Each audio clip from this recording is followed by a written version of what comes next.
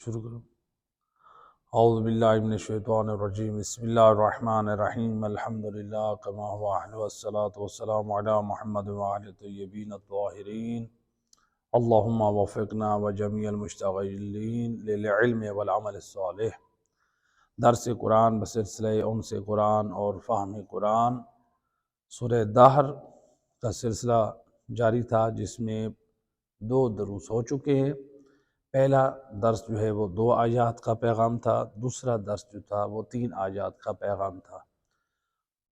علیکم السلام۔ آج جو ہے آیت نمبر 6 سے آیت نمبر 11 تک، یعنی 6 آیات، جس میں اور یہ سورج جو ہے سورہ اس کے بارے میں علماء مفسرین میں اختلاف ہے، تو اس کے کچھ قرائن موجود ہیں کہ اس کے مدنی ہونے کے، تو بہرحال وہ اپنے مقام پہ بیان کی تھی۔ اس کی ٹوٹل 31 آیات ہے، تو آیت نمبر 6 سے 11 تک تلاوت، ترجمہ اور پیغام۔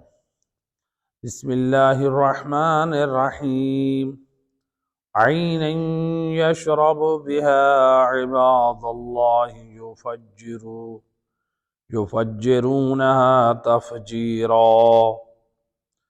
يؤفون بالنظر ويخافون يوما كان شره مستطيرا، ويطعمون الطعام على حبه مسكينا ويتيما وأسيرا، إنما نطعمكم لوجه الله لا نريد منكم جزاء ولا شكورا، إنا نخاف من ربنا يوما عبوسا قمطريرا، فوقاهم الله شر ذلك اليوم ولقاهم نظرة وسرورا۔ آیت نمبر 6 کا ترجمہ۔ وہ ایسا چشمہ ہوگا جہاں سے ابرار نیک لوگ جو پانی پئیں گے، پروردگار فرما رہا ہے وہ ایسا چشمہ ہوگا جس سے خدا کے خاص بندے پئیں گے اور وہ اسے جہاں سے چاہیں گے جاری کر لیں گے۔ یہ آیات جو نازل ہوئی ہیں شان محمد والے محمد میں، چونکہ انہوں نے جب روزے افطار کرتے وقت غریبوں کو، یتیموں کو اور قیدیوں کو کھانا دیا، تو اس میں پروردگار نے ان آیات کے ذریعے سے خوشخبری دی۔ تو یہ آیت نمبر 6۔ آیت نمبر 7، یؤفون بالنظر، اس کا ترجمہ آیت نمبر 7 کا، وہ اپنی نظر پورا کرتے ہیں اور اس دن سے ڈرتے ہیں جس کی سختی ہر طرف پھیلی ہوئی ہے، یعنی آل محمد کے بارے میں، کہ وہ اپنی نظروں کو پورا کرتے ہیں۔ جو انہوں نے نظر مانی تھی، امام حسن اور امام حسین علیہ السلام بیمار ہوئے تو ان کی صحت یابی کے بعد نظر کو انہوں نے وفا کیا، نظر کو پورا کیا، اور وہ اس دن سے بھی ڈرتے ہیں جس دن کی سختی، یعنی اس کی وحشت اور خوف ہر طرف پھیلا ہوگا، میدان محشر میں لوگ خوف زدہ ہوں گے۔ آیت نمبر 8 کا ترجمہ، اور باوجود یہ کہ ان کو خود کھانے کی حاجت تھی، یعنی جناب سیدہ مولا علی علیہ السلام، امام حسن، امام حسین، بی بی فضہ، ان کو خود کھانے کی حاجت تھی، ضرورت تھی، لیکن کیا کیا؟ فقیروں، یتیموں، قیدیوں کو کھلا دیتے ہیں۔ خود ان کو حاجت ہے کھانے کی، اور فقیروں، یتیموں اور قیدیوں کو کھانا کھلا دیتے ہیں۔ یہ ہے آل محمد کا کردار، ضرورت مند ہو کے بھی کھانا کھلا رہے ہیں۔ آیت نمبر 9، اور وہ ان سے کہتے ہیں، کن سے کہتے ہیں؟ یعنی آل رسول، ان دروازے پہ آنے والے لوگوں کو کہتے ہیں، ہم تمہیں صرف اللہ کی رضا کے لیے کھلا رہے ہیں، ہم تم سے نہ کوئی معاوضہ چاہتے ہیں اور نہ ہی شکر گزاری چاہتے ہیں کہ تم ہمارا شکر ادا کرو یا ہمیں اس کے بدلے میں کھانا کھلاؤ یا اس کے بدلے میں کچھ ہمیں عطا کرو، ہمارے گھر کی نوکری کرو، ہم اللہ کی خوشنودی کے لیے کھلا رہے ہیں۔ آیت نمبر 10، ہمیں تو اپنے رب سے اس دن کا خوف ہے جو شدید بد منظر ہوگا۔ ہمیں اپنے رب کا کیا ہے؟ اس دن کا خوف ہے جو شدید المنظر ہوگا، یعنی ہر طرف ہر چہرے پہ وحشت اور خوف ہوگا، اس دن کا خوف ہے۔ آیت نمبر 11 کا ترجمہ، تو اللہ ان کو اس دن کی سختی سے بچائے گا اور تازگی و دلی خوشی عنایت فرمائے گا، یعنی محمد وآل محمد کے حق میں یہ پروردگار جو اعلان کر رہا ہے قرآن میں۔ آیت نمبر 6 کا پیغام، ترجمہ آپ سن چکے، اب ان آیات کا پیغام۔ پروردگار ان 6 آیات میں ہمیں کیا پیغام دینا چاہ رہا ہے؟ آیت نمبر 6 میں اللہ سبحانہ وتعالیٰ نے یعنی جو چشمے کا ذکر کیا، یہ کیا ہوگا؟ علماء مفسرین فرماتے ہیں یہ شراب طہور کا چشمہ ہوگا، یہ دنیا والی شراب نہیں۔ دنیا کی شراب تو نجس ہے، دنیا کی شراب تو نشہ آور ہے۔ وہاں پر جو شراب ہے، شراب کا ایک معنی خود شربت بھی ہے، عربک میں شراب کا مطلب کیا ہے؟ شربت۔ تو جو شراب ہے جس کو ہم لوگ اردو میں شراب بولتے ہیں، اس کو عربک میں خمرن بولتے ہیں، خمر۔ تو لہٰذا قرآن میں یہاں پر شراب آیا ہوا ہے، یہاں پر خمر نہیں ہے۔ اللہ نے یہ نہیں کہا کہ جو دنیا میں شراب ہے یہ جنت میں وہی شراب ہوگی، نہیں۔ بعض لوگ ناسمجھی کی وجہ سے، لا علمی کی وجہ سے کیا کہتے ہیں، جب جنت میں شراب ہوگی تو ہم دنیا میں کیوں نہیں پی سکتے، اپنے لیے پینے کی دلیل بناتے ہیں۔ یہ قرآن سے جہالت ہے، لا علمی۔ تو لہٰذا انسان سمجھنے کی کوشش کرے۔ بھئی عربی میں شراب کو خمرن کہتے ہیں اور شرابن شربت کو کہتے ہیں، حتیٰ کہ سیرپ جو ہوتا ہے دوائیوں والا اس کو بھی شراب کہتے ہیں۔ عرب آپ جائیں عرب کنٹریز میں اس کو بھی شراب بولتے ہیں۔ میڈیکل ہال پہ جب جائیں گے تو ان کو آپ کھانسی کا سیرپ آپ نہیں کہیں گے، ادھر شراب وہ کھانسی کا نام لیں گے عربک میں، تب آپ کو وہ سیرپ والی آپ کو شیشی دیں گے۔ تو یہ جو ہے یعنی شراب جو ہے یہ اردو میں لفظ ہے، اور شراب یہ خمرن جو ہمارے یہاں جو پی جاتی ہے، فاسق اور فاجر لوگ پیتے ہیں، عیاشی کرتے ہیں، شراب پیتے ہیں، نشہ آور، یہ حرام ہے، یہ نجس ہے اور گناہ ہے اس کا پینا۔ تو یہ جو جنت میں جو ہوگی شراب طہور یعنی پاکیزہ شربت ہوں گی، وہ ہوگا، تو جس سے اہل جنت سیراب ہوں گے۔ اور روایت ہے امام محمد باقر علیہ الصلوۃ والسلام، اللہم صلی علی محمد، امام نے فرمایا اس چشمے کے بارے میں جو شراب طہور کا ہوگا، امام فرماتے ہیں ہی عین فی دار النبی، یہ شراب طہور، یہ جو شربت ہوگا یہ رسول اللہ کے گھر میں یہ اس کی نہر ہوگی، اس کا جو مرکز ہے، منبع ہے نکلنے کا، وہ کہاں سے ہوگا؟ سید الرسل کے گھر میں ہوگا۔ تو فجروا الی دور الانبیاء والمؤمنین، فرمایا رسول اللہ کے گھر سے نکلے گی، جاری ہوگی، انبیاءوں کے گھروں سے ہوتے ہوئے پھر مومنین کے گھروں میں یہ نہر پہنچے گی۔ یعنی اس کی جو اصل ہے وہ کون سی جگہ ہے؟ وہ رسول اللہ کا گھر ہوگا، رسول اللہ کا محل ہوگا، رسول اللہ کے گھر محل کے ساتھ رسول کی آل، مولا علی علیہ السلام، جناب سیدہ، باقی اہل بیت رسول، پھر اس کے بعد مومنین کے گھروں میں یہ ہوگی۔ تو یہ ایک ایسا چشمہ ہے یعنی جو رسول اللہ کے گھر سے یہ فیض جاری ہوگا، یہ شراب طہور کا یہ نہر جاری ہوگی جو پوری جنت میں یہ پھیلے گی۔ اور اس کی ایک مثال، جیسے رسول اللہ کا علم، ہدایت، رحمت جو تھا وہ پھیلا کس میں؟ رسول اللہ کی آل نے وراثت میں پایا، رسول اللہ کا علم، ہدایت اور رحمت رسول اللہ کا ان کی آل تک پہنچا، پھر آل سے اصحاب تک پہنچا، بہت ساری باتیں تھیں جو رسول اللہ نے آل کو بیان کی ہیں اور اصحاب کے سامنے بیان نہیں ہوئی ہیں، اور سید الرسل نے اپنی زبان سے جو یہ سند یہ سنی شیعہ بکس میں یہ ریفرنس موجود ہیں، رسول اللہ نے کیا فرمایا؟ انا مدینۃ العلم وعلی بابها، میں علم کا شہر ہوں اور علی اس کا دروازہ ہے۔ نبی صلی اللہ علیہ وآلہ وسلم نے کسی صحابی کے بارے میں نہیں فرمایا کہ میرے علم کا دروازہ یہ ہستی ہے، یعنی نبی نے بتا دیا میرے علم کو اگر آپ نے پانا ہے، میرے علم کی خیرات چاہنی ہے، آپ کو دروازہ علی پر آنا پڑے گا۔ اس لیے تاریخ گواہ اس بات کی، بڑے بڑے اصحاب، حضرت ابوبکر ہوں، حضرت عمر ہوں، بڑے بڑے اصحاب رسول اپنے مشکل کے وقت میں مولا علی علیہ السلام کے دروازے پہ جاتے تھے اور اپنے مسائل کا حل لیتے تھے۔ یہیں سے تو عظمت امیر المومنین علی ابن ابی طالب علیہ السلام کی ہم دلیل پیش کرتے ہیں، جو ہستی نبی کے علم کی وارث ہو،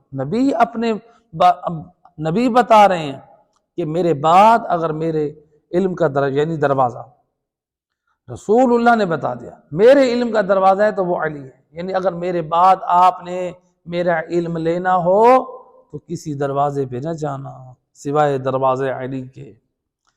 رسول اللہ آگاہ کر رہے ہیں، خبردار کر رہے ہیں۔ تو لہٰذا رسول اللہ کا علم کیا ہے؟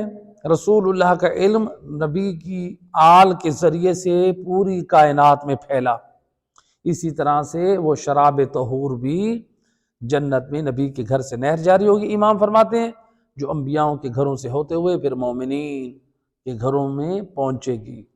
تو لہٰذا یہ شراب طہور ہے کیا؟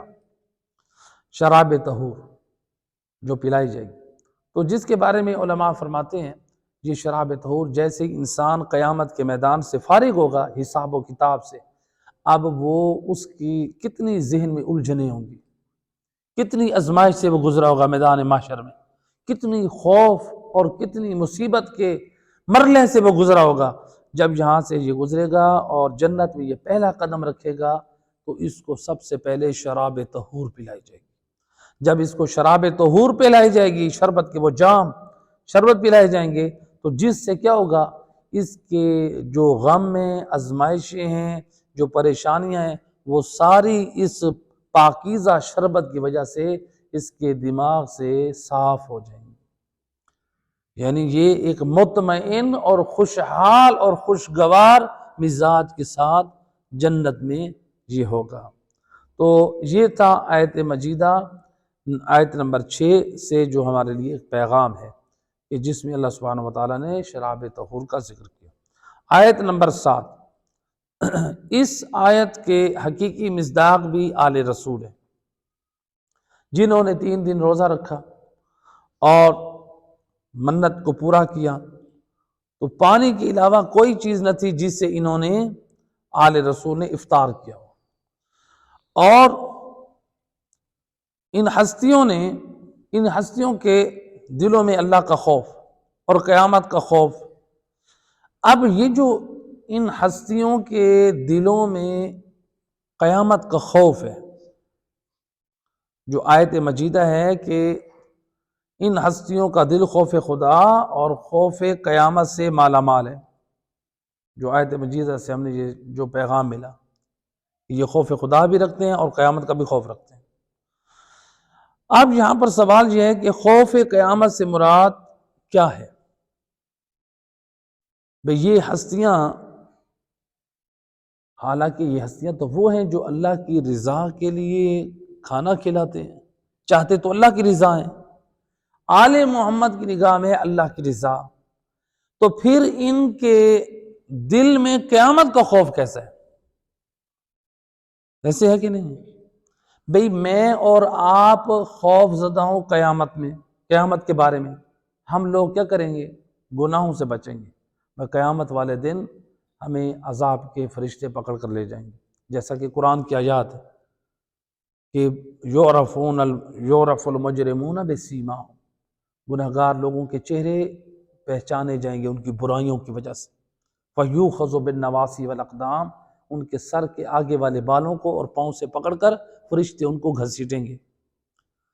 بعض جو آیات قرآنی، کیا مجرمین کو لوہے اور آگ کی زنجیروں میں جکڑا جائے گا، عذاب کے فرشتے ان کو تازیانے مارے ہوں۔ یہ قرآن کی آیات ہیں جن کا میں ترجمہ یعنی جو بیان کر رہا ہوں۔ اب یہ عذاب دیا جائے گا مجرمین گناہگار لوگوں کو۔ ہم نے جیسے ہی قرآن کی آیات پڑھی ہمارے دل میں خوف خدا آ گیا، ہم نے سوچا نماز نہ چھوڑیں، ہم نے سوچا جھوٹ نہ بولیں، ہم نے سوچا غیبت نہ کریں، حرام نہ کھائیں، فلاں کام نہ کریں، ایسے کہ نہیں۔ اب ہمارے اندر تو ہو گیا قیامت کے دن کا خوف، ہم اچھے کام کرنے۔ آل محمد کو کیا ضرورت ہے؟ سوال ہوتا ہے کہ نہیں ہوتا؟ وہ تو اللہ کے نمائندے ہیں، وہ تو معصوم ہستیاں ہیں، وہ خوف کی وجہ سے کام انجام نہیں دیتے ہیں، بلکہ مولا علی علیہ السلام جو اپنے بیان سے جو معصومین کی سیرت میں جو ہمیں ملتا ہے کہ نہ جنت کی لالچ میں انجام دے رہے ہیں نہ جہنم کے خوف سے، جو روایت میں جملہ ہے۔ تو لہٰذا وہ اللہ کی معرفت رکھتے ہیں کہ اللہ نے جو فرائض ہیں، اللہ کا جو قرب حاصل ہونا ہے وہ ان اعمال کے ذریعے سے۔ اب پھر قیامت کا خوف معصومین کو کیوں ہے؟ قرآن کی جو آیت کہہ رہی ہے خوف اللہ کا خوف، قیامت کا خوف بھی اللہ کے خوف میں سے ایک خوف ہے۔ خود اللہ کا خوف رکھنا یہ ایک اللہ کی معرفت میں سے ہے، یعنی اللہ کے حضور ان کی ایک عاجزی ہے کہ اس میدان معاشر میں وہ عادل خدا اپنے عدل کو قائم کرے گا، اپنے اسی کی سلطنت ہوگی جس کے قہر سے کوئی نہیں بچ سکتا مگر یہ کہ جس کے اوپر اللہ کا فضل ہو، اللہ کی رحمت ہوگی، اللہ کی عنایت ہوگی۔ تو لہٰذا خود خوف خدا ہونا، خوف خدا رکھنا یہ ایک اچھا عمل ہے یا نہیں ہے؟ اگر میرے اور آپ کے اندر ہو، ہم کسی کے اندر دیکھتے ہیں کہتے ہیں کہ ماشاءاللہ فلاں بندہ بڑا خوف خدا رکھنے والا ہے، ایسے کہ نہیں؟ یعنی ہمارے معاشرے میں اگر ایک نمازی انسان اللہ کا خوف رکھے تو ہم کہتے ہیں ماشاءاللہ اچھا انسان ہے۔ ہم نے تھوڑا سا پیسہ دینا ہو جی امانت کے طور پہ، ہم کہتے ہیں وہ خوف خدا رکھنے والا ہے۔ ہم نے امانت رکھنی ہو تو ہم کیا کہتے ہیں؟ وہ خوف خدا رکھنے والا۔ اس کا مطلب ہے خدا کا خوف خود ایک اچھی صفت ہے۔ تو جب ایک عام نمازی میں خوف خدا ہو تو اچھی صفت ہے، تو جو کائنات کی اشرف اور افضل مخلوق خدا ہیں محمد وآل محمد، تو اگر ان کے اندر اللہ کا خوف ہو تو یہ ایک اچھی صفات میں سے ہے۔ تو لہٰذا ان معنوں میں یعنی اللہ کی ایک معرفت میں سے ایک یہ قسم ہے کہ خوف خدا رکھنا، کہ یعنی وہ ہستی اللہ کی معرفت رکھتی ہے، جس قدر اللہ کا خوف ہوگا اس قدر خدا کی معرفت ہمارے دلوں میں زیادہ ہوگی، یہ معنی مراد ہے۔ تو لہٰذا اب قیامت کا جو خوف ہے اس سے کیا مراد ہے قیامت کے خوف کے بارے میں؟ تو علماء نے فرماتے ہیں قیامت کے خوف سے مراد یعنی قیامت پر ایمان ہے۔ قیامت کے خوف سے مراد کیا ہے؟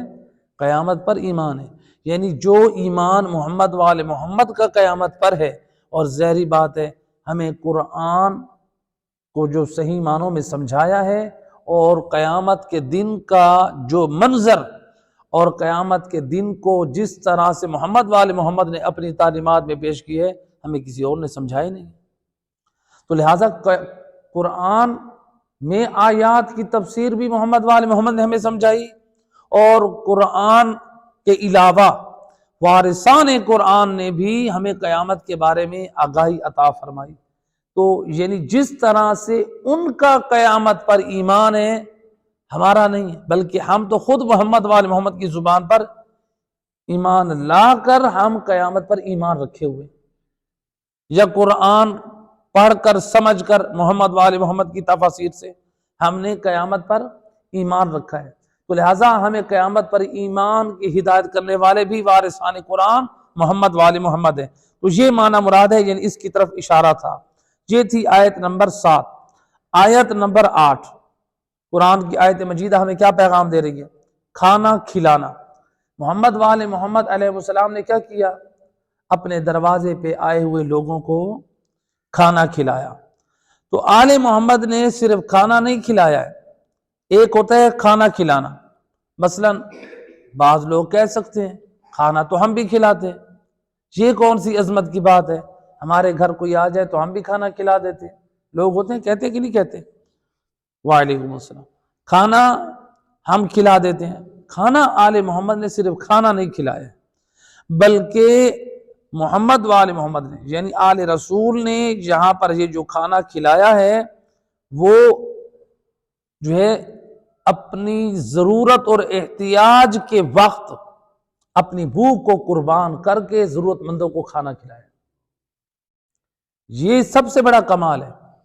آج عام طور پہ مثال کے طور پہ ذرا آپ گھروں میں ایک نگاہ کریں، مثال کے طور پہ اگر کسی کے گھر میں رشتہ دار آ جائے، مثلا گھر میں نند آ جائے، گھر میں ساس آ جائے،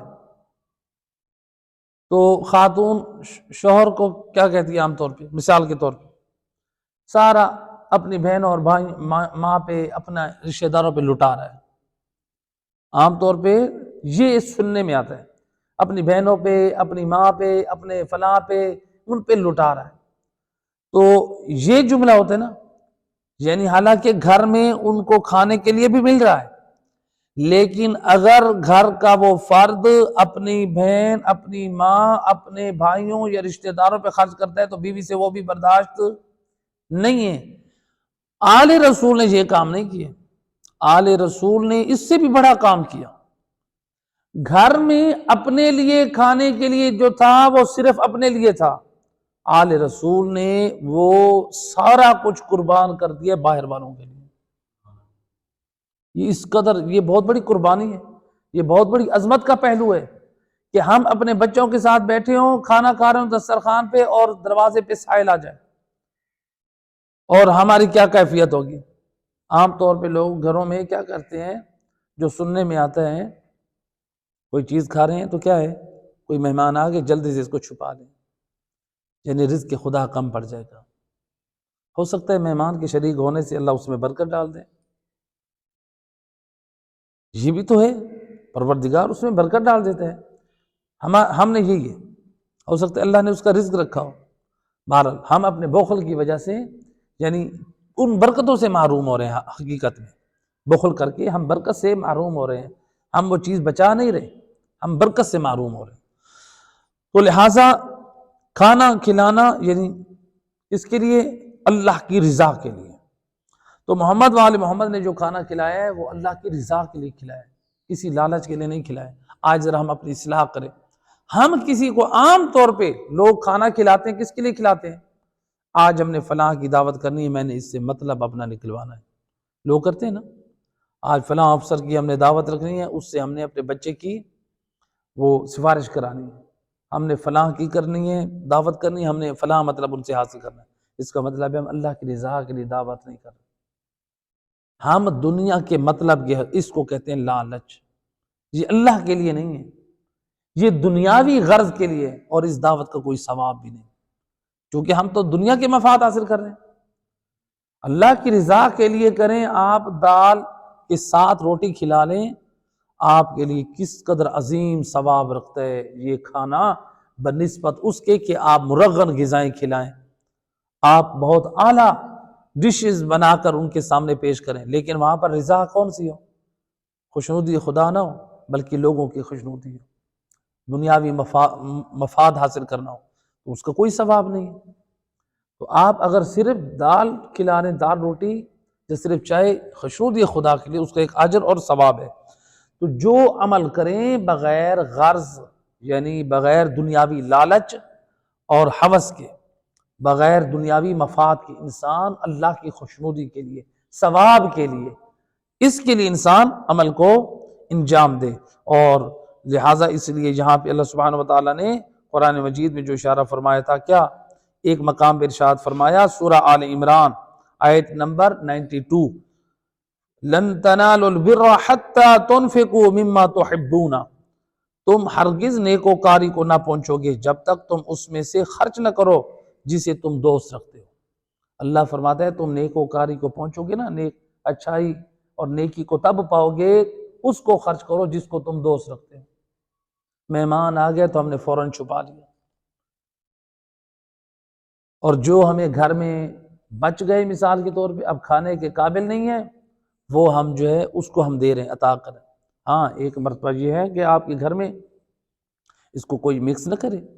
اگر آپ کے گھر میں کوئی سالن یا کوئی چیز بچ گئی ہے، زائد ہے، اب اس کو ضائع ہونے سے بچائیں، وہ آپ ہمسایوں میں، غریبوں میں کسی کو آپ دے دیں، اس کے لیے حق ہے تاکہ وہ ضائع نہ ہو جائے۔ ایک مرتبہ یہ ہے کہ ایک چیز جو ہے آپ کے پاس پہلے سے وافر ہے، آپ موقع پہ نہیں دے رہے، جب دیکھا کہ اب خراب ہو رہی ہے یا خراب ہونے کے قریب ہے پھر آپ دے رہے ہیں۔ ایک مرتبہ آپ دیکھ رہے ہیں کہ چیز آپ کے پاس پوری مقدار میں، آپ کی فیملی، آپ کے مہمان آپ کے لیے پوری ہے، اب اس کے لیے آپ پہلے جو مہمان ہوتے یقیناً پہلے ان کا حق ہے، تو لہٰذا جب دیکھ لیں جب آپ کے پاس کوئی چیز سالن جو کوئی چیز بچ رہی ہے پھر آپ ہمسایوں میں یا غریبوں میں آپ دے دیں، تو لہٰذا یہ بھی یعنی ان چیزوں کو بھی سامنے رکھنا چاہیے۔ تو یہاں پر ایک صلوات پڑھیں محمد وحید میں۔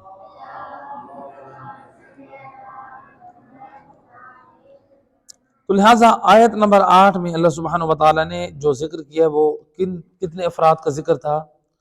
اس میں اللہ نے 3 افراد کا ذکر کیا، مسکین، یتیم اور اسیر۔ مسکین، یتیم اور اسیر، یہ کون ہے؟ مسکین اور یتیم اور اسیر۔ مسکین کہتے ہیں فقیر، یتیم کہتے ہیں وہ بھی معنی بیان کرتے ہیں، اور ایک ہے اسیر یعنی قیدی۔ ایک بہت اہم مسئلہ ہے، یہ عام طور پر روزانہ ہمارے لوگ غلطی کرتے ہیں، صدقہ خیرات دیتے ہوئے، زکوٰۃ فطرہ دیتے ہوئے ہم لوگ عام طور پہ غلطی کرتے ہیں، اپنی اصلاح کریں۔ کیسے؟ دیکھیں، ایک ہوتا ہے فقیر۔ یہ فقیر کون ہے؟ ہمارے ہاں تو عام طور پہ کہتے ہیں نا، یہ جو مانگنے والے ہوتے ہیں بھکاری، ہم لوگ ان کو فقیر کہتے ہیں۔ فقیر حقیقت میں شریعت میں یہ فقیر شرعی نہیں ہے، یعنی جو زکوٰۃ فطرہ ہے اس کو دینے کی خاص شرائط ہے، اور جو واجب صدقہ ہوتا ہے یا واجب زکوٰۃ ہے یا سہم سادات ہے ان کے دینے کی خاص شرائط ہے۔ ہم ہر شخص کو نہیں دے سکتے، بعض لوگ ہوتے ہیں بس یہ دیکھا کہ یہ بیچارہ غریب ہے اس کو دے دیا۔ جو واجب صدقہ ہوتا ہے اس کے لیے شرط یہ ہے، مثلا اس کی میں ایک مثال دیتا ہوں، مثلا کسی نے بینک میں پیسے فکس کرائے، سود کی نیت سے نہیں، پیسہ سیو رکھنے کی نیت سے۔ پرائیویٹ بینک میں علیحدہ حکم ہے، گورنمنٹ کا علیحدہ حکم ہے۔ گورنمنٹ مثلا بینک میں آپ نے رکھے، مسلم بینک میں، مسلم بینک سے مراد یعنی مسلمان بینک میں آپ نے گورنمنٹ مسلمان بینک میں پیسے رکھے سیو، انہوں نے آپ کو پروفٹ دیا ہر ماہ۔ اب وہ جو پروفٹ ہے اس میں آیت اللہ سستانی فرماتے ہیں کہ جو ہاف پروفٹ ہے وہ آپ فقیر کو دیں۔ فقیر سے مراد یہ نہیں جو عام بھیکاری ہوتے، فقیر شرعی کو دیں۔ فقیر شرعی کس کو کہتے ہیں؟ اور آدھا پروفٹ آپ کے لیے حلال ہے۔ فقیر شرعی کس کو کہتے ہیں؟ وہ نمازی ہو، وہ شرابی نہ ہو، کھلے عام گناہ کرنے والا نہ ہو۔ اب یہ جو بھیکاری ہوتے ہیں کہ ان میں یہ علامتیں ہوتی ہیں، اور وہ جس کو دے رہے ہیں وہ مومن ہو، شیعہ اثنا عشری ہو، بالغ ہو، عاقل ہو، یہ سارے شرائط ہیں، ان چیزوں کا ہم خیال نہیں کرتے۔ تو لہٰذا اب یہاں پر یہ جو فقیر شرعی اور مسکین دو ہیں، فقیر اور مسکین، 3 لفظ ہیں نا قرآن میں، فقیر، مسکین اور اسیر۔ یہاں پر ہے فقیر اور مسکین سے کیا مراد ہے؟ فقیر اور مسکین وہ ہے جن کے پاس سال بھر کا خرچہ نہ ہو، سال بھر کا جن کے پاس خرچہ نہ ہو، یعنی ان کے لیے جو اپنے جو جائز ضروریات ہیں وہ پورا کرنے کی ان کے پاس خرچہ نہ ہو، ان کو کہتے ہیں وہ شخص فقیر بھی ہے اور مسکین بھی ہے۔ اچھا، اب وہ یا تو انسان تنہا ہوگا، غیر شادی شدہ ہوگا، یا پھر یہ ہے کہ وہ شادی شدہ ہوگا، بچے بھی ہوں گے اس کے ساتھ، یا کبھی صرف بیوی ہوگی، کبھی بیوی اور بچے بھی ہوں گے۔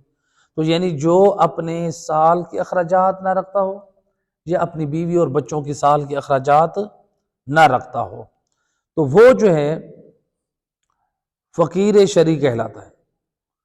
اب یہاں پر جو ہے سال کے جو اخراجات نہیں رکھتا، کس طرح سے، اس کی دو صورتیں ہیں۔ نمبر ایک، وہ فعلاً سال کے اخراجات رکھنے کی صلاحیت نہ رکھتا ہو، مثلا مثال کے طور پہ اس کے پاس سال کے اخراجات کی نقدی نہ ہو، پیسہ اس کے پاس جمع نہ ہو، یا پھر اس کے پاس جنس نہ ہو، مثلا اس کے پاس گندم، چاول، دالیں، دوسری چیزیں سٹور نہ ہو، جس کے پاس یہ چیزیں کھانے پینے کی اور پیسہ سال کے اخراجات کے برابر نہ ہو، وہ فقیر شرعی بھی ہے اور مسکین بھی ہے، باقی شرائط کو سامنے رکھتے ہوئے۔ نمبر دو، بالقوہ نہ ہو۔ بالقوہ نہ ہو کیا مطلب؟ یعنی کوئی ہنر جس کے ذریعے سے وہ اپنی آمدنی کر سکتا ہے، حاصل کر سکتا ہے، کوئی ہنر نہ رکھتا ہو، بے ہنر شخص ہو، بیچارہ وہ کچھ نہیں کما سکتا، نہ اس کے پاس سال بھر کے اخراجات ہیں، نہ اس کے پاس کوئی ہنر ہے، کوئی بھی ہنر نہیں ہے اس کے پاس، اور کام بھی، مزدوری بھی مثلا وہ نہیں کر سکتا، تو پھر یہ شخص فقیر شرعی ہے، باقی شرائط کو سامنے رکھتے ہوئے نماز پڑھتا ہو، شراب نہ پیتا ہو، کھلے عام گناہ نہ کرتا ہو مومن، بالغ بھی ہو، عاقل بھی ہو، تو اس چیز کا لحاظ رکھا جائے گا۔ لہٰذا اگر کوئی شخص ہنر رکھتا ہے، مثال کے طور پہ الیکٹریشین ہے، مثلا کوئی پلمبر ہے، مثال کے طور پہ کوئی شخص سیل مین ہے، یا کوئی اور، یا مثلا کسی دکان پہ وہ کام کرتا ہے، تو لہٰذا اس کو فقیر شرعی ہم نہیں کہیں گے، اگرچہ اس کو ہر منتھ اس کو سیلری ملتی ہے، یہ فقیر شرعی نہیں ہے، یہ ہنر رکھتا ہے، مثلا ہو سکتا ہے یہ پلمبرنگ کا کام کرتا ہے، یہ بجلی کا کام کرتا ہے، یہ درزی کا کام کرتا ہے، حتیٰ کہ یہ دھوبی ہے، کپڑے پریس کرتا ہے، مثلا کپڑے دھوتا بھی ہے اور پریس بھی کرتا ہے، تو لہٰذا یہ ہنر رکھتا ہے، تو یہ بھی فقیر شرعی نہیں ہے۔ تو اب کوئی شخص سستی اور کاہلی کرے، گھر میں بیٹھ جائے کہ مثلا محلے والے فلاں لوگ جو ہیں وہ غریبوں کو راشن دیتے ہیں، وہ مجھے بھی دیں گے، ایسی صورت میں سستی کاہلی جو شخص کر رہا ہے نا، سستی اور کاہلی کر رہا ہے، نہیں کما رہا، اس کو واجب صدقہ دینا جائز نہیں ہے، اگر دیں گے تو وہ باطل ہے، اور اس شخص کے لیے جو لے رہا ہے، سستی کاہلی کرتا ہے اور لے رہا ہے، اس کے لیے لینا جائز نہیں، تو یہ ان چیزوں کا خیال رکھنا چاہیے۔ تو لہٰذا واجبات مالی لینا بھی حرام ہے، آقا سستانی فرماتے ہیں، اور واجبات مالی دینا بھی حرام ہے، واجبات، تو ان چیزوں کا خیال رکھنا چاہیے۔ اب فقیر اور مسکین میں فرق کیا ہے؟ مسکین وہ ہے کہ جس کی حالت فقیر شرعی سے گئی گزری ہو۔ کیا مطلب؟ مسکین اس کو کہتے ہیں جس کے پاس ایک دن کا کھانے کا بھی پورا خرچہ نہ ہو، مسکین وہ شخص ہے، یعنی جو اس سے بھی بدتر فقیر شرعی ہے، جس کے پاس سال بھر کا خرچہ نہ ہو، اور مسکین وہ ہے کہ جس کے پاس ایک دن کا بھی پورا خرچہ نہ ہو، کسی اعتبار سے بھی، وہ بچوں کی فیس بھی ہو سکتی ہے، دوسری چیزیں بھی ہو سکتی ہیں۔ اچھا، اب یہاں پر ایک سوال یہ، جو عام صدقہ ہے وہ ہم کس کو دیں؟ کیا اس کے لیے مستحق ہونا ضروری ہے؟ اس کے لیے مستحق ہونا ضروری، عام صدقہ جو دفع بلا کے لیے، اس کے لیے مستحق ہونا ضروری نہیں ہے۔ تو لہٰذا عام لوگ سوال کرتے ہیں کیا ہم مسلمانوں میں سے کسی فرقے والے کو بھی، اگر کوئی غریب ہو ہمارے محلے میں ہے، مسلمان شیعہ اثنا عشری نہیں ہے، کوئی اور فرقے سے تعلق رکھتا ہے، کیا ہم اس کو دے سکتے ہیں؟ بالکل، اسلام آپ کو محبت کا درس دیتا ہے، مسلمانوں میں سے کسی فرقے کا بھی ہو، آپ بغیر تعصب کے آپ اس غریب مسلمان کی مدد کریں، آپ اس کی ہیلپ کریں۔ اسلام تعصب سے پاک دین ہے، اسلام ہمیں تعصب نہیں سکھاتا، اسلام کہتا ہے مسلمان اگر غریب ہے تو آپ اس کی مدد کریں۔ اب بتائیں، مسلمان کا حق ہے، مومن کا حق اس سے بھی زیادہ ہے، تو لہٰذا مسلمان کسی فرقے سے تعلق رکھتا ہو، آپ اس کو صدقہ خیرات دے سکتے ہیں، اس کی ہیلپ کرنی چاہیے، بلکہ معصومین کی طرف سے سفارش ہے، خود روایات میں ملتا ہے کہ معصومین علیہ الصلوۃ والسلام خود مسلمانوں کی بستیوں میں جا کر ان کے گھروں میں جو مسلمان ہوتے تھے غریب، ان کے گھروں میں کھانا پہنچاتے تھے مسلمان، شیعہ اثنا عشری نہیں۔ ائمہ اہل بیت کی پاک سیرت سے ہمیں نمونہ ملا ہے۔ اسلام یہی چاہتے ہیں، آل محمد یہی چاہتے ہیں، آپ اپنے کردار سے، آپ اپنے اخلاق سے لوگوں کو قریب کریں، ان کو آل محمد کی صحیح تعلیم دیں۔ تو لہٰذا آپ صدقہ جو ہے، اس لیے آیت اللہ سیستانی ہو یا فقہا فرماتے ہیں آپ دفع بلا کا صدقہ مسلمان کو بھی دے سکتے ہیں، کسی فرقے سے بھی تعلق رکھتا ہو تو، لیکن اور حتیٰ کہ جب مسلمان کو دے سکتے ہیں، آغا سیستانی اور فقہا فرماتے ہیں آپ حتیٰ کہ کافر کو بھی دے سکتے ہیں۔ کون سا کافر؟ جیسے ہندو ہے، جیسے کتابی کافر ہے، مثلا عیسائی ہے، یہودی ہے، کوئی اور قسم ہے کافروں کی، اس کو بھی دے سکتے ہیں۔ لیکن آغا سیستانی فرماتے ہیں احتیاط واجب یہ ہے آپ کافر حربی کو صدقہ نہ دیں۔ کافر حربی کون ہے؟ یعنی وہ کافر جو مسلمانوں کے ساتھ حالت جنگ میں ہے، اس کو نہ دیں۔ جو مسلمانوں کے ساتھ حالت جنگ میں ہو اس کو نہ دیں۔ اس لیے فقہا فرماتے ہیں آپ اس کو بھی صدقہ نہ دیں جو ناسبی ہو، ناسبی کو بھی نہ دیں، چاہے آپ کے محلے میں ہو کوئی بھی، مسلمان کو دیں، کافر کو دیں، ناسبی کو نہ دیں۔ ناسبی کون ہے؟ جو محمد وآل محمد میں سے، آل رسول اور آل رسول میں سے، آل رسول میں سے، آل رسول میں سے کسی ایک سے بغض اور عناد کا اظہار کرے، اپنے کلام کے ذریعے سے، اپنے کسی فعل کے ذریعے سے یہ ظاہر کرے ہمیں یہ معلوم ہے آل محمد سے یہ بغض رکھتا ہے، اس کو صدقہ نہ دے۔ دفع بلا کا جو مستحب صدقہ ہے اس کو نہ دے۔ فقہا فرماتے ہیں اس کو دینا احتیاط واجب کی بنا پر حرام ہے۔ یہ بدبخت، یہ بد نصیب جو آل محمد سے عداوت رکھتا ہے، یہ اس قابل نہیں ہے کہ اس کو ہم صدقہ دیں۔ تو لہٰذا یہ جو ہے کافر کو دے سکتے ہیں، اس کو نہیں دے سکتے۔ اور ایک اور نقطہ یہاں پر، بعض لوگ یہ سوال کرتے ہیں کہ سید ہمارے دروازوں پہ آتے ہیں کہ ہم سید کو دے سکتے ہیں؟ اگر آپ کو معلوم ہے کہ واقعاً وہ سید ہے، پھر آیت اللہ سیستانی فرماتے ہیں سید کو دفع بلا والا صدقہ اتنی مقدار میں جو کم ہو، جو بہت کم ہو، جس کو سید کو دینے سے سید کی توہین لازم آئے، تو احتیاط واجب یہ ہے کہ وہ بھی آپ سید کو نہ دیں، یعنی کم از کم اتنی مقدار میں دیں کہ سید کی توہین لازم نہ آئے۔ مثلا مثال کے طور پہ اگر آپ اس کو 10-20 روپے دیتے ہیں، سید آیا اس کی توہین ہوتی ہے تو آپ کے لیے دینا حرام ہے۔ تو یعنی کم از کم اتنا دیں جتنا جس عرف میں آپ ہیں۔ ہو سکتا ہے آپ کے عرف میں، آپ کے علاقے میں 100 روپے دینے سے سید کی توہین نہیں ہوتی، آپ کے لیے 100 روپے دینا جائز ہے۔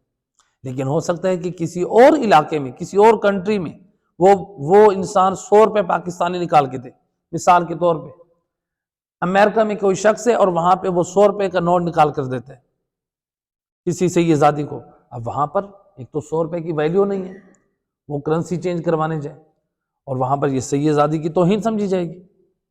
وہاں کا عرف دیکھا جائے گا، ہر کنٹری کا، ہر ملک کا، ہر شہر کا عرف دیکھا جائے گا، جہاں دے رہے ہیں سید زادی ہو یا سید ہو، اس کی توہین لازم تو نہیں آ رہی۔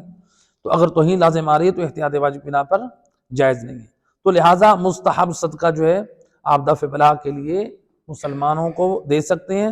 تو لہٰذا یہاں پر ایک اور نقطہ، جو آج ہم گھر سے باہر صدقہ دیتے ہیں، بڑا اہم پوائنٹ ہے۔ آج لوگ صدقہ نکالتے ہیں نا، بعض لوگوں کو دیکھتے ہیں وہ صدقہ کس کو دیتے ہیں؟ باہر۔ حالانکہ آیت اللہ سیستانی فرماتے ہیں کہ یہ جو صدقہ ہے، صدقہ جو آپ دیتے ہیں، غیر کو دینے سے افضل یہ ہے کہ آپ اپنے اہل و عیال، اپنی بیوی اور بچے، گھر کے افراد پر رزق کی وسعت دیں، یہ زیادہ افضل اور ثواب ہے بہر کسی کو صدقہ خیرات دینے سے۔ یعنی اگر ہماری ماں ہے، ہمارا باپ ہے، ہمارے بہن بھائی ہیں، رشتہ دار ہیں، ان پر خرچ کریں، یہ باہر صدقہ دینے سے یہ زیادہ افضل ہے۔ ہم لوگ کہاں ہیں؟ ہم اسلام کتنا پیارا دین ہے، وہ چاہتا ہے کہ ہم ہمارے ساتھ جڑے ہوئے تمام رشتہ دار جو ہیں ان کے حقوق ادا ہوتے رہیں، کسی کی حق تلفی نہ ہو، اور لیکن ضرورت کی چیزوں میں وسعت دینی ہے، فضول چیزوں میں نہیں۔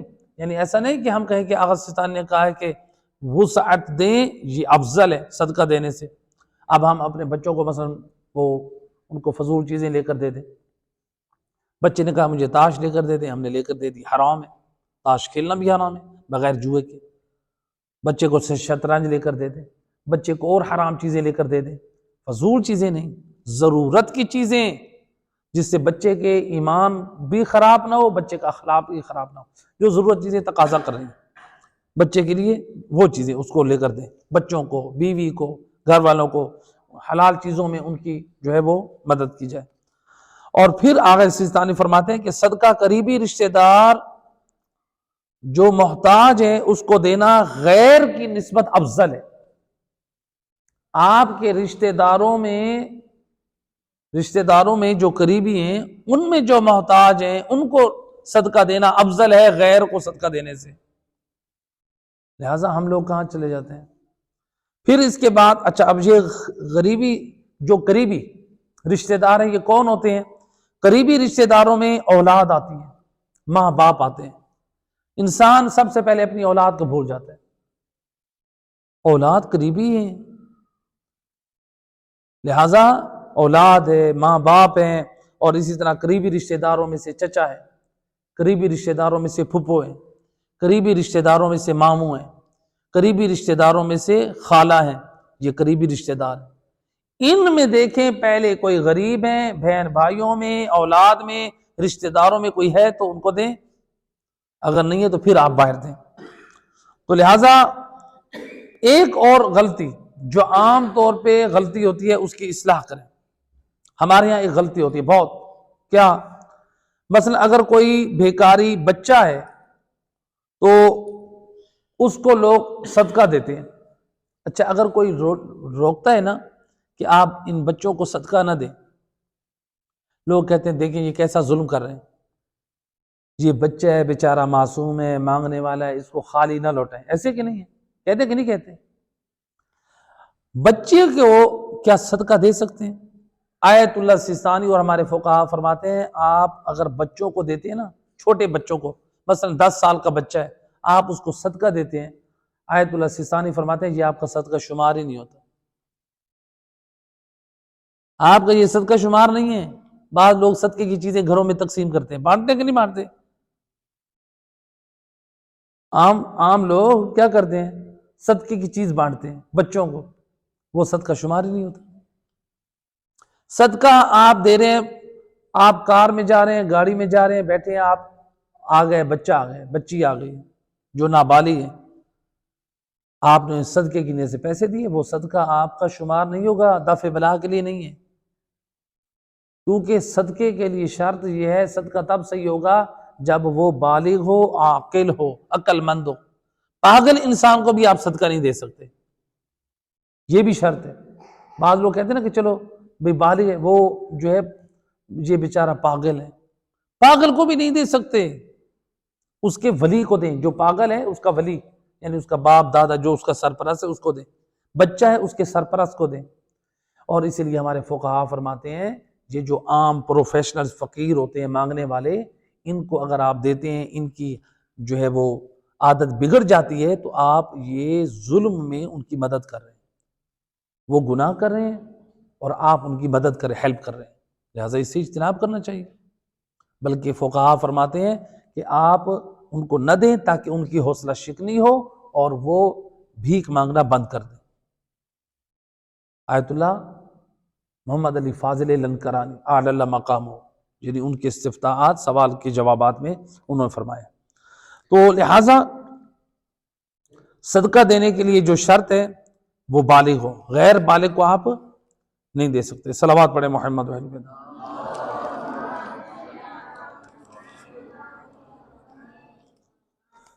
تو لہٰذا صدقہ جو ہے وہ آپ جس کو بھی دیں وہ دیکھیں مستحق ہو، عقل مند ہو، بالغ ہو، صدقہ دینے کے لیے یہ شرط ہے۔ اور اس میں اسی لیے آیت اللہ سیستانی فرماتے ہیں کہ آپ جن کو صدقہ دے رہے ہیں ان میں پھر افضل یہ ہے کہ جن کو آپ صدقہ دے رہے ہیں ان میں زیادہ اہل علم کون ہے، جو علم رکھتا ہو، جو اہل فضل ہو، اہل علم ہو، یعنی جس کو آپ صدقہ دے رہے ہیں غریبوں میں، آپ ان غریبوں میں رشتہ داروں میں دیکھیں کس کے پاس دین کا علم ہے، کس کے پاس جو ہے وہ دین کی پابندی ہے، جس کے اندر دین کی پابندی اور علم ہو اس کو صدقہ اور خیرات میں مقدم کرے۔ جو دین اور شریعت سے قرآن سے کورا ہو وہ قرآن اور دین کو کچھ نہیں سمجھتا، آپ اس کو بھی کچھ نہ سمجھیں، یہ حقوق ہے۔ آیت نمبر 9 میں پیغام ملا کہ آل رسول نے اللہ کی خوشنودی کے لیے کھانا کھلایا اور انہوں نے کوئی بدلے میں کوئی عوض کا مطالبہ نہیں کیا اور شکر گزاری کا بھی مطالبہ نہیں کیا۔ گویا ہمارے لیے پیغام ہے کہ لوگوں کو جب کھانا کھلائیں صرف اللہ کی خوشنودی کے لیے کھلائیں، دنیا والوں سے مفاد حاصل کرنے کے لیے لوگوں کو کھانا نہ کھلائیں، خوشامد کے لیے نہ کھلائیں، صرف اللہ کی رضا کو سامنے رکھیں۔ تو لہٰذا روایت حضرت محمد مصطفیٰ صلی اللہ علیہ وآلہ وسلم، اللہ کے رسول فرماتے الضیف ینزل برزقہ ویرتحل بذنوب اہل البیت، اللہ کے رسول فرماتے ہیں جب مہمان آتا ہے تو اپنا رزق ساتھ لے کر آتا ہے۔ یہ جو آپ جملہ سنتے ہیں مہمان رزق لے کر آتا ہے، یہ بڑوں کی بات بنی ہوئی نہیں ہے بلکہ رسول اللہ کی حدیث ہے۔ مہمان اپنا رزق لے کر آتا ہے اور جب جاتا ہے اس کھانا کھانے کی وجہ سے اللہ گھر والوں کے سارے گناہ معاف کر دیتا ہے۔ کتنا ثواب ہے کھانا کھلانا۔ اور فرمایا دوسری روایت میں سید الرسول سے یہ بھی روایت ہے، آپ فرماتے کل بیت لا يدخل فیہ ضیف لا يدخلہ الملائکہ، ہر وہ گھر جس میں کبھی مہمان نہ جائے اس گھر میں کبھی رحمت کے فرشتے بھی نہیں جاتے۔ اتنا گھر ناپسند ہے وہ، جس گھر میں مہمان نہیں ہے اس گھر میں رحمت کے فرشتے بھی۔ یہ اب دیکھیں، ہم خود دیکھیں کون کہہ رہے ہیں؟ یہ ہماری بات نہیں ہے، رسول اللہ کی بات ہے۔ مہمانوں سے محبت رکھیں، مہمانوں کی خدمت کریں، جو اللہ نے دیا ہے اس کے مطابق انسان اپنی استطاعت کے مطابق خرچ کرے ہیں جی۔ اور روایت ہے ایک دن رسول اکرم صلی اللہ علیہ وآلہ وسلم اللہم صلی علی، آپ جا رہے تھے گھوڑے پہ سوار ہو کے اور ایک صحابی آپ کے گھوڑے کی لگام کو پکڑ کے جا رہا تھا، اس نے عرض کی یا رسول اللہ ای الاعمال افضل، یا رسول اللہ سب سے افضل عمل کون سا ہے؟ تو سید رسول نے فرمایا اپنی زبان وحی سے فرمایا اطعام الطعام و اطیاب الکلام، آپ نے فرمایا کہ کھانا کھلانا یہ سب سے افضل ہے اور بہترین گفتگو یہ سب سے افضل عمل ہے۔ دو چیزیں افضل عمل ہے، کلام اچھا ہو اور لوگوں کو کھانا کھلانا، اللہ کی نگاہ میں یہ افضل اعمال میں سے ہیں۔ اور امام جعفر صادق علیہ السلام اللہم صلی علی محمد وعلی، امام فرماتے ہیں، معصوم فرماتے ہیں من اشبع قبدا جائتا وجبت لہ الجنہ، امام فرماتے ہیں، امام صادق کے چاہنے والوں، امام معصوم فرماتے ہیں جو شخص کسی بھوکے کو کھانا کھلاتا ہے اللہ اس مومن پہ جنت واجب کر دیتا ہے۔ اللہ اکبر، کس قدر اللہ مہربان ہے۔ صادق امام اپنی سچی زبان سے بتا رہے ہیں، مومن کو کھانا کھلانے سے اللہ آپ کے اوپر جنت واجب کر دیتے ہیں۔ اللہ اکبر، آج مہمان آ جائے ہمیں پسند نہیں، اپنے ہاتھوں سے جنت کو دور کر رہے ہیں۔ معصوم کیا چاہتے ہیں؟ اسی لیے روایت ہے، اور علامہ مجلسی نے بحار الانوار میں علماء اہل سنت کی تفاسیر قرآن سے اس روایت کو نقل کیا کہ ایک شخص آیا رسول اللہ صلی اللہ علیہ وآلہ وسلم کی خدمت میں اور اس نے آ کر اپنے بھوک کی شکایت کی۔ آ کر اس نے جب شکایت کی تو سید الرسل نے اپنی بیویوں اپنی ازواج کی خدمت میں جا کے فرمایا کہ تمہارے پاس کھانا ہے؟ کہ ایک فقیر ایک بھوکا آیا ہے دروازے پہ۔ انہوں نے کہا یا رسول اللہ ہمارے پاس کھانے کے لیے کچھ نہیں۔ اور جب رسول اللہ کی بیویوں نے کہا کہ ہمارے پاس کچھ نہیں ہے کھانے کے لیے، تو اس وقت اللہ کے رسول نے کیا کیا، آپ مسجد میں تشریف لے گئے، رسول اللہ مسجد میں تشریف لے گئے، آپ نے فرمایا اے میرے اصحاب، اے لوگو، کیا کوئی شخص تم میں ہے جو اس غریب کو کھانا کھلائے؟ رسول اللہ کے اصحاب موجود ہیں، بڑے بڑے افراد موجود ہیں، کوئی کھانا کھلانے کے لیے آمادہ اور تیار نہ ہوا۔ روایت میں ہے کہ حضرت امیر المومنین علی بن ابی طالب علیہ السلام نے فرمایا کہ یا رسول اللہ، آج یہ شخص، یہ غریب آج میرا مہمان ہے۔ جی امام علی علیہ السلام نے جب یہ فرمایا کہ یہ میرا مہمان ہے، تو مولا علی علیہ السلام اس شخص کو لے کر اپنے گھر میں آئے۔ در زہرا پہ مولا علی علیہ السلام نے فرمایا جناب سیدہ سے کہ گھر میں کھانے کے لیے کچھ ہے، ایک غریب ہے، ایک بھوکھا ہے، اس کو کھانے کی حاجت ہے۔ تو اس وقت جناب فاطمہ زہرا سلام اللہ علیہا، اللہم صلی علی، جس کی شان میں سورہ دہر کی آیات اتری، وہ بی بی کیا فرماتی ہیں؟ فرماتی ہیں یا ابا الحسن، گھر میں تھوڑا سا کھانا موجود ہے بچوں کے لیے۔ کون بچے ہیں بی بی کے گھر میں؟ امام حسن ہے، امام حسین۔ روایت میں بچوں کا ذکر ہے، تو اگر بی بی زینب اور بی بی ام کلثوم پیدا نہ بھی ہوئی ہوں، اس میں بچوں کا ذکر ہے، یعنی ہو سکتا ہے کہ اس وقت بی بی زینب اور بی بی ام کلثوم بھی پیدا ہو چکی ہوں۔ اگر یہ نہ بھی ہوئی ہوں تو گھر میں اور معصوم بچے تو ہیں، معصوم بچے ہیں، کون؟ امام حسن اور امام حسین، جنت کے سردار بچے موجود ہیں۔ اب بی بی ان معصوم شہزادے جو امام ہیں، اپنے زمانے کے حجت خدا ہیں، بی بی کیا کر رہی ہیں؟ ان بچوں کا کھانا اس غریب سائل کو دے رہی ہیں۔ آج ہم میں سے کون ایسا کر سکتے ہیں؟ معصوم شہزادے، بی بی فاطمہ زہرا نہیں جانتی کہ امام حسن اور امام حسین اللہ کو کتنے پیارے ہیں؟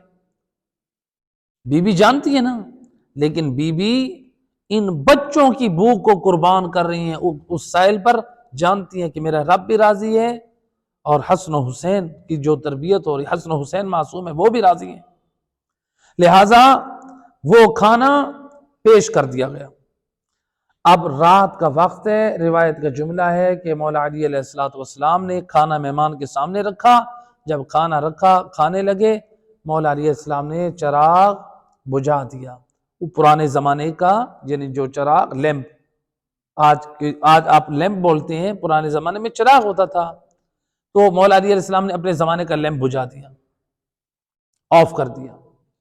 جب چراغ بجھایا تو کیا کیا؟ اس کے بعد مولا علی علیہ السلام اپنے منہ کو حرکت دے رہے ہیں، مہمان کو حیا اور شرم محسوس نہ ہو کہ صرف میں کھا رہا ہوں۔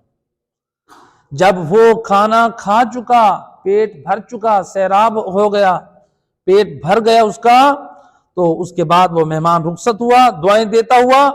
اب صبح کو امام علی علیہ السلام جب نماز کے لیے مسجد نبوی میں پہنچے تو رسول اللہ نے مولا علی علیہ السلام کے چہرے کی طرف دیکھا، جس چہرے پہ دیکھنا عبادت ہے۔ نبی علی کے چہرے کی طرف دیکھ بھی رہے ہیں اور نبی کی آنکھوں میں آنسو ہیں، اور سید رسول رو رہے ہیں۔ روتے ہوئے آپ نے فرمایا کہ اللہ تعالیٰ نے تمہارے رات کے عمل کو پسند کیا ہے، اللہ بہت خوش ہوا ہے۔ اے علی، تمہارے رات کے عمل سے اللہ بڑا خوش ہوا ہے۔ ابھی ابھی جبرائیل امین نازل ہوئے ہیں اور میرے پاس یہ آیت مجیدہ لے کر نازل ہوئے ہیں جو تیری شان میں نازل ہوئی ہے۔ وَيُؤْثِرُونَ عَلَىٰ أَنفُسِهِمْ وَلَوْ كَانَ بِهِمْ خَصَاصَةٌ، کیا ترجمہ کیا ہے؟ وہ اپنی ذات پر دوسروں کو ترجیح دیتے ہیں، خود بھوکا رہتے ہیں، دوسروں کو کھلا دیتے ہیں، اگرچہ وہ خود ضرورت مند ہوتے ہیں۔ سورہ حشر کی آیت نمبر 9۔ تو لہٰذا انسان کا ہر عمل جو ہے وہ خالصتاً اللہ کے لیے ہونا چاہیے۔ اس لیے اللہ کے رسول کیا فرماتے ہیں؟ لا عمل الا بالنیہ وانما الاعمال بالنیات، کوئی عمل نہیں ہے مگر یہ کہ نیت کے ساتھ، انسان کا ہر عمل نیت کے ساتھ ہے۔ اور اللہ کے رسول نے کیا فرمایا؟ انما الاعمال بالنیات، انسان کا ہر عمل نیت کے ساتھ ہے، یا تو وہ اللہ کی رضا کے لیے یا لوگوں کے لیے۔ انسان اللہ کی رضا کے لیے عمل کو انجام دے۔ ایک صلوات پڑھے محمد و اہل بیت۔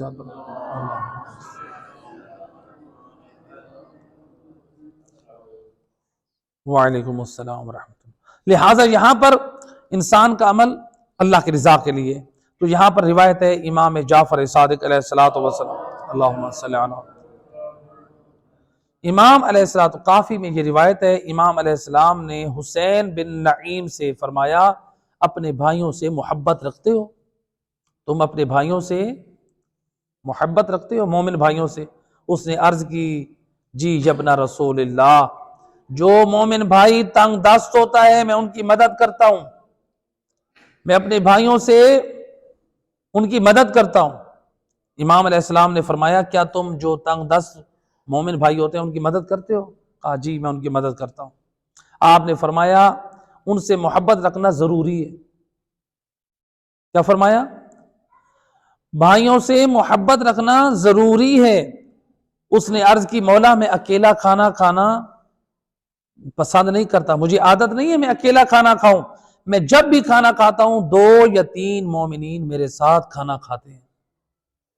وہ بیان کر امام فرماتے ہیں کیا تم مومنوں سے محبت رکھتے ہو؟ ان سے محبت رکھو، جی تو لہٰذا تنگ دست مومنین کی مدد کرو، امام یہ چاہتے ہیں۔ وہ کہتے ہیں مولا میں تو روزانہ 2-3 مومنین کو کھانا کھلاتا ہوں۔ امام علیہ السلام کیا فرماتے ہیں؟ امام فرماتے ہیں آگاہ رہو، خبردار، ان کو تم پر فضیلت ہے، جو تیرے پاس آ کر کھانا کھاتے ہیں نا وہ تم سے افضل ہیں۔ ایک مرتبہ چونک گیا، حیران پریشان ہو گیا، کہتا ہے کہ مولا میں آپ پر قربان، میرے ماں باپ آپ پر قربان، میں ان کو دعوت دیتا ہوں پھر بھی مجھ کو ان پر فضیلت نہیں ہے، ان کو میرے اوپر فضیلت ہے، وہ مجھ سے افضل ہیں۔ تو امام علیہ السلام نے فرمایا جب وہ تمہارے گھر میں داخل ہوتے ہیں تو تمہارے لیے اللہ کی طرف سے مغفرت کا پیغام لے کر آتے ہیں، اللہ تمہیں معاف کر دیتا ہے جب وہ تمہارے گھر میں آتے ہیں، اور اللہ تمہارے گناہ معاف کر دیتے ہیں، اور جب تمہارے گھر سے وہ روانہ ہوتے ہیں تو تمہارے اور تمہارے تمام خاندان والوں کے گناہ معاف کر دیے جاتے ہیں۔ امام فرماتے ہیں اب بتاؤ وہ افضل ہے یا تم افضل ہو؟ اس کے آنے کی وجہ سے تمہارے گناہ معاف ہو رہے ہیں، ان کے جانے کی وجہ سے تمہارے اور تمہارے خاندان کے گناہ معاف ہو رہے ہیں۔ وہ مہمان کا قدم تمہارے لیے اتنا بابرکت بن جاتا ہے، لہٰذا اسی وجہ سے مہمان جو ہے وہ میزبان پر برتری رکھتا ہے، یعنی امام فرما رہے ہیں۔ بس آخری 2 آیات ان کا مختصر پیغام ہے۔ آیت نمبر 10 میں اللہ نے ابرار یعنی نیک لوگوں کی وصف بیان کی ہے۔ وہ کہتے ہیں کہ ہم اپنے پروردگار سے اس دن کے لیے خائف ہیں جو بہت سخت اور شدید ہوگا۔ تو یہاں پر وہی سوال جو ہم نے شروع میں ذکر کیا تھا اس کو یہاں بیان کر دیں۔ سوال یہ ہے کہ جب آل محمد جو ہیں جن کی شان یہ ہے کہ وہ اپنے عمل کو اللہ کی رضا کے لیے انجام دیتے ہیں، تو پھر وہ قیامت کا خوف کیوں رکھتے ہیں؟ جب ان کا ہر عمل اللہ کی رضا کے لیے، پھر ان کے دل میں خوف قیامت کا کیوں ہے؟ تو اس کا جواب یہ ہے کہ والعیاذ باللہ وہ گناہ گار نہیں ہے جیسے ہم گناہ گار ہیں۔ ہم اپنے گناہوں کی سزا کی وجہ سے ڈرتے ہیں جی کہ وہ اللہ کے عذاب سے ڈر نہیں، بلکہ ان کا خوف خدا کے خوف میں سے ہے۔ تو خدا کا خوف ہونا خود ایک معرفت الہی میں سے ہے، اور یہ اللہ کے حضور میں ایک عاجزی ہے جو شروع میں ہم نے اس کو بیان کیا تھا۔ تو لہٰذا جی ہے، اب یہاں سے ہمارے لیے یہ پیغام ہے، جب وارثان دین کا یہ عالم ہے کہ میدان معاشر کا خوف ہے، تو ہم پتہ نہیں کس چیز نے ہمیں پرواہ کر دی، ہمیں قیامت کا خوف ہی نہیں ہے، نمازوں کی پرواہ نہیں ہے، دین کی پرواہ نہیں ہے۔ آیت نمبر 11 کا پیغام، اس آیت میں اللہ سبحانہ وتعالیٰ نیک لوگوں کو ان کی پاک نیتوں کے ساتھ کا ہونے کا ذکر کر رہا ہے، یعنی یہاں پر اللہ اس آیت میں ایک نتیجہ دے رہا ہے، جو پاک نیتوں والے ہیں ان کے ساتھ کیا معاملہ ہے۔ اللہ فرماتا ہے کہ اللہ ابرار یعنی آل محمد کو ان کی پاک نیتوں اور عظمتوں کے سبب اس دن کے شر سے محفوظ رکھے گا، اور خوشی کے ساتھ اللہ تعالیٰ ان کا استقبال کرے گا۔ تو پاک نیتوں والے محمد والے محمد ہیں تو ان کا استقبال اللہ کرے گا، ہم بھی پاک نیتوں والے بن جائیں۔ تو اللہ نے ان کا استقبال کیسا کرنا ہے؟ محمد والے محمد کا مقام اعراف میں بیٹھیں گے، جہاں پر ممبر لگے ہوں گے، انبیاء اور ان کی امتیں یہ دیکھیں گی کہ آل محمد کی اس دن شان کیا ہے۔ اور اسی طرح سے اس دن مولا علی علیہ السلام کے ہاتھوں جو ہے وہ آب کوثر سے سیراب کیا جائے گا، یہ ان کی شان ہوگی۔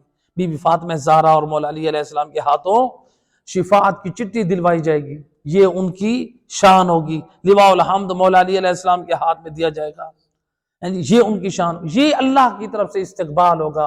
اور جو پاک نیتوں کے ساتھ اعمال کریں گے وہ پھر محمد و آل محمد کے ساتھ جڑ کر رہیں گے، اور پھر وہ اپنی اللہ سبحانہ وتعالیٰ کے حکم سے ان کو بھی حق شفاعت دیا جائے گا۔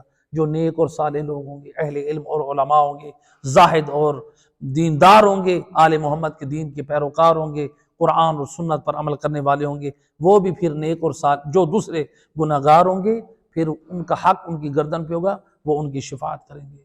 لہٰذا دین پر عمل کریں۔ اللہ تعالیٰ محمد و اہل بیت کے صدقے میں ہم سب کو قرآن اور آل محمد کے فرمان پہ عمل کی توفیق عطا فرمائے۔ اے کریم